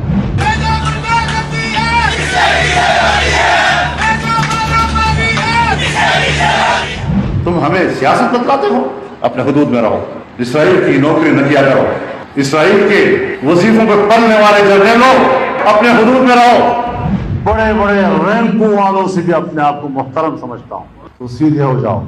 और अगर बिगड़ोगे तो फिर अगर हम बिगड़ गए तो अफगानिस्तान में अमेरिका का क्या हासिल हुआ, खुदा की कसम यहाँ तुम्हारा वही हासिल होगा। और अभिनंदन की क्या बात करते हैं। मुझे याद है चीफ ऑफ आर्मी स्टाफ तशरीफ लाए, पैर कांप रहे थे, पसीने माथे पे थे। दफा के लिए ये पूरी इंप्यूनिटी के साथ अपना सीना चौड़ा करके डिफेंस बजट को क्लेम कर रहे हैं और मांग रहे हैं कौम से। कौम की हड्डियों से गोश्त तक जो है इन्होंने निचोड़ लिया है और उतार लिया है। ये सुन लिया, ये आज हमें गद्दार कह रहे हैं, ये चूहे हमें गद्दार कह रहे हैं। अब मैं सिर्फ एक आपको बताना चाहता हूं कि मैंने अपनी फौज के मुतालिक क्या कहा। ये देखें, जो फौज का इदारा है कभी इसके खिलाफ बात ना करें, क्योंकि फौज एक ऐसी चीज है जो अगर हमारी फौज ना होती तो ये मुल्क में नहीं रहना था। इमरान खान से ज्यादा इस मुल्क को जरूरत पाकिस्तानी फौज की है और हमें हमेशा इस इदारे को इसकी मजबूती के लिए हमें बात करनी चाहिए। और आज कैंपेन चलाई जा रही है कि पाकिस्तान की फौज, कि पाकिस्तानी, हम तहरीक इंसाफ फौज के खिलाफ हैं। जो लोग इस मुल्क में हकीकी आजादी चाहते हैं वो हमेशा चाहेंगे कि हमारी फौज मजबूत हो। और कभी मैं जब तनकीद करता हूं तो मेरी तनकीद तामीरी होती है। जिस तरह एक बाप अपने बच्चों के तनकीद करता है उनकी इस्लाह करने के लिए, मेरी इस तरह की तनकीद नहीं होती इन चोरों की तरह, जिनके एजेंडा कुछ पैसे बाहर पड़े, बाहर के लोगों की गुलामी करने वाले, पैसे की बुत की पूजा करने वाले, जिनके बच्चे बाहर, पैसे बाहर, ईदें बाहर, शॉपिंग बाहर, इलाज बाहर, और वो मुझे कह रहे हैं कि जनाब इमरान खान गद्दार है। मैं आज अपने सारी कौम के सामने कहना चाहता हूं कि ये जो साजिश की जा रही है कि मुल्क की सबसे बड़ी जमात को फौज के सामने खड़ा करने की, ये मुल्क के खिलाफ साजिश है। ये एक बैरूनी साजिश का हिस्सा है इस मुल्क को कमजोर करने का। ये जो चोरों को ऊपर बिठाया था बैरूनी साजिश के तहत, ये मुल्क को कमजोर करने के लिए चोरों को ऊपर इसलिए लेके आए थे कि इनसे जो भी कहें करवा सकते हैं। तो मेरे पाकिस्तानियों, मैं आज खास तौर पे इस प्रोपेगेंडा जो चल रहा है, सोशल मीडिया के लोगों को पकड़ पकड़ के लेके जा रहे हैं। एक बच्चे के बाप को पकड़ा हुआ है, उसे कह रहे हैं कि स्टेटमेंट दो कि इमरान खान ने हमें कहा था फौज के खिलाफ बयान देना। ये हो रहा है आज। तो मैं आज आपके सामने ऐलान करना चाहता हूं कि मेरा आज अगला लाएअमल क्या है। सबसे पहले मैंने फैसला किया अब कि अपनी आवाम में निकलने का। मैं अपने लोगों के पास जाऊंगा,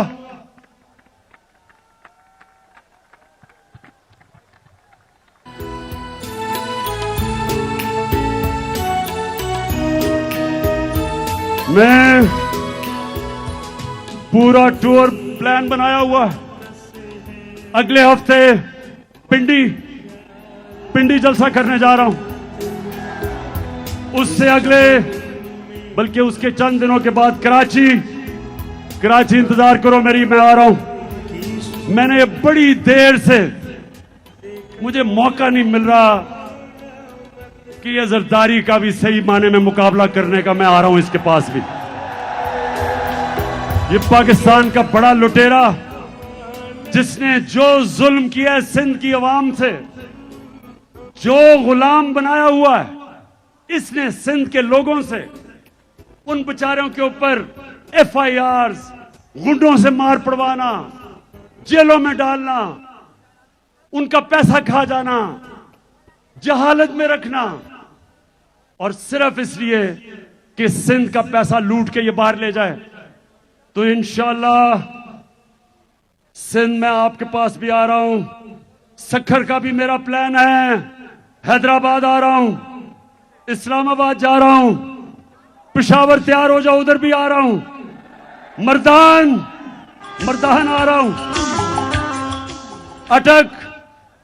अटक का मेरा प्लान है, उस एबटाबाद, उसके बाद मुल्तान, फिर बावलपुर,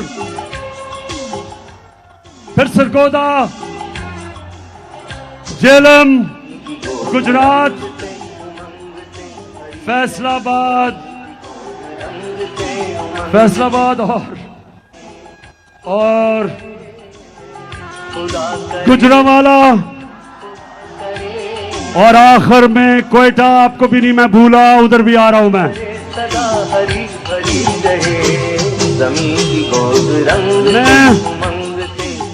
मैं अवाम में निकल रहा हूं।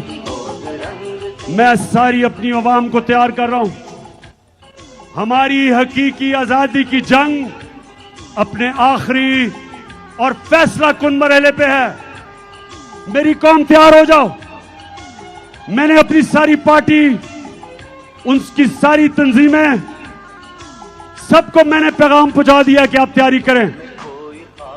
एक मैं टाइगर फोर्स बना रहा हूं नौजवानों का,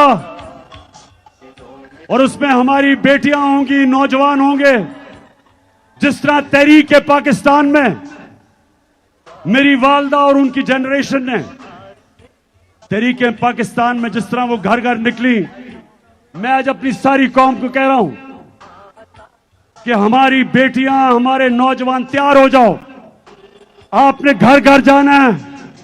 मेरी हकीकी आजादी का पैगाम घर घर लोगों के पास लेके जाना है। आपने लोगों को बताना है कि किसी चीज से आपने नहीं खौफजदा होना।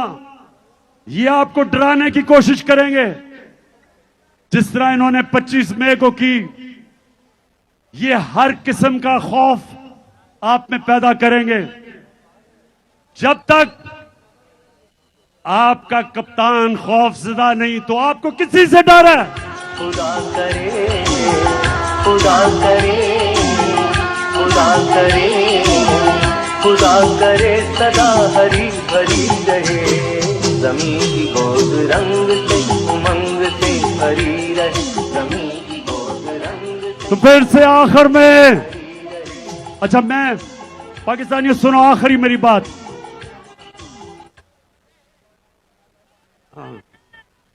हाँ, आखिरी बात मेरी सुन लो तराने से पहले।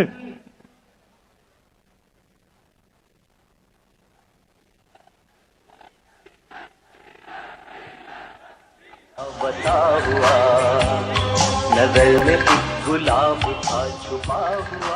आपको मुझे ये बताएं, डीजल बार बार आपको क्यों याद आ जाता है? वैसे इन तीनों की जब इन तीनों की शक्लें नजर आई साथ साथ, थ्री स्टूजेस की, जरदारी, चेरी ब्लॉसम और डीजल,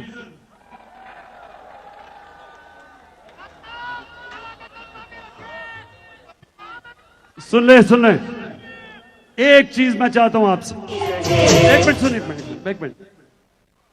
कायदे आजम से जब किसी ने पूछा,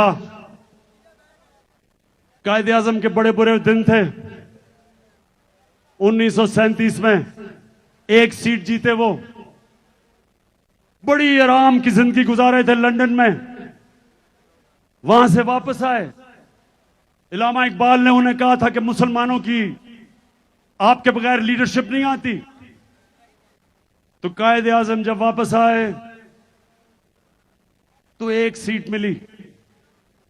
उनका लंदन से एक दोस्त मिलने आया, कहता आप इतनी याशी की आराम की जिंदगी गुजार रहे थे, तो क्या आपको अफसोस नहीं हुआ कि सब छोड़ के और इधर आए और देखें इतना बुरा रिजल्ट है? तो पाकिस्तानियों ये गौर से सुने, आजम ने जवाब दिया, ये गौर से सुने। उन्हें अपने दोस्त को कहा कि मैं सिर्फ एक चीज चाहता हूं, जब मैं अपने अल्लाह के पास जाऊंगा, मैं सिर्फ अपने अल्लाह से एक चीज सुनना चाहता हूं। और उन्होंने अंग्रेजी में यह कहा कि मैं अल्लाह से यह सुनना चाहता हूं कि अल्लाह मुझे कहे कि वेल डन मिस्टर जुना, यू ट्राइड योर बेस्ट। जिना साहब कि शाबाश जिना, तुमने अपनी कौम के लिए पूरी कोशिश की। तो मैं जब अपने अल्लाह के पास जाऊंगा, मैं उससे एक चीज सुनना चाहता हूं, मैं सिर्फ उससे एक चीज सुनना चाहता हूं कि मेरा अल्लाह मुझे यह कहे कि शाबाश इमरान, सुने कि तुमने हमारे नबी सल्लल्लाहु अलैहि वसल्लम की उम्मत को ला इलाहा इल्लल्लाह का मतलब समझा दिया।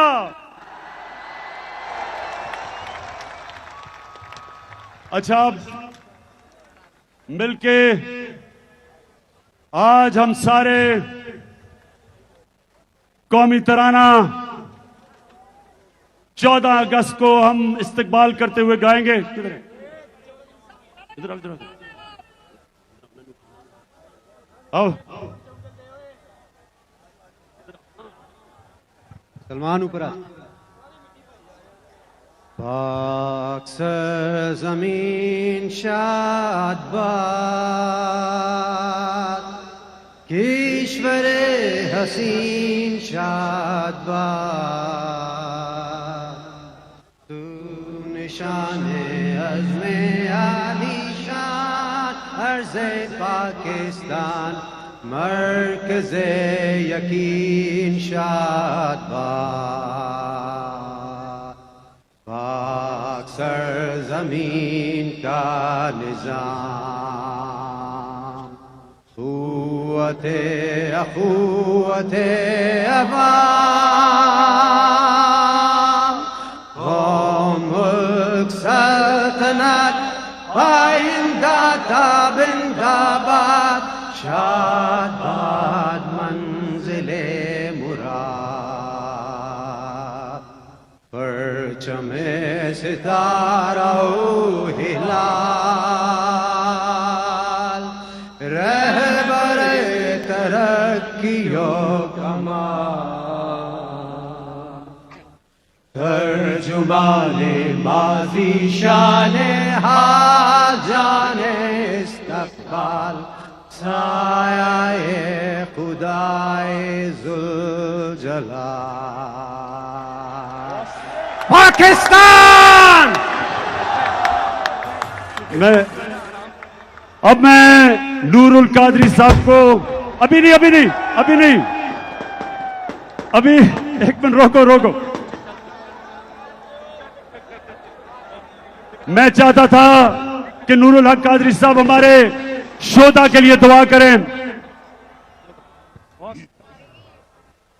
कायदे मिल्लत इस्लामिया इमरान खान का हुक्म है कि इस आधी रात को पाकिस्तान की आज़ादी से लेकर आज के हकीकी आज़ादी तक जितने शुहदा है हम सब अपनी बंदगी और आजिज़ी के हाथ मौला कुद्दूस के हाथ उठाएं और दुआ करें कि मेरे रब्बे जुल जलाल हमारे इस प्यारे महबूब वतन पाकिस्तान की हिफाजत फरमा। वो सारे लोग जो इस वतन की हिफाजत की ड्यूटी पे हैं उनकी भी हिफाजत फरमा। क़याम पाकिस्तान से लेकर हकीकी आज़ादी तक, इस आहद तक जितने लोगों ने अपने जानों की कुर्बानियां पेश किए, अपने पाकीज़ा रूह पेश किए, अपने मुक़द्दस खून पेश किए, या इलाहुल आलमीन उनके दरजात बुलंद फरमा, उनके दरजात बुलंद फरमा, उनके दरजात बुलंद फरमा और उनका हशर बदर, उहद और करबला के शुहदा के साथ फरमा। या इलाहुल आलमीन वो लोग जो हमारी सरहदों पर रात की टिटरती सर्दियों में पहरा दे रहे हैं, या अल्लाह ताला उनकी नुसरत फरमा, उनकी मदद फरमा और बतौर खास पाकिस्तान को अल्लाह तबारक व तआला उस मंजिल की तरफ 75 साल बाद हकीकी मंजिल की तरफ हमें रसाई फरमा। हमारे कायद इमरान खान के लिए दुआ फरमाए कि या इलाहुल आलमीन इस बंदी की हिफाजत फरमा, इनको इस्तिकामत अता फरमा और हर किस्म बैरूनी और अंदरूनी दुश्मनों और साजिशों से अपनी हिफाजत में फरमा।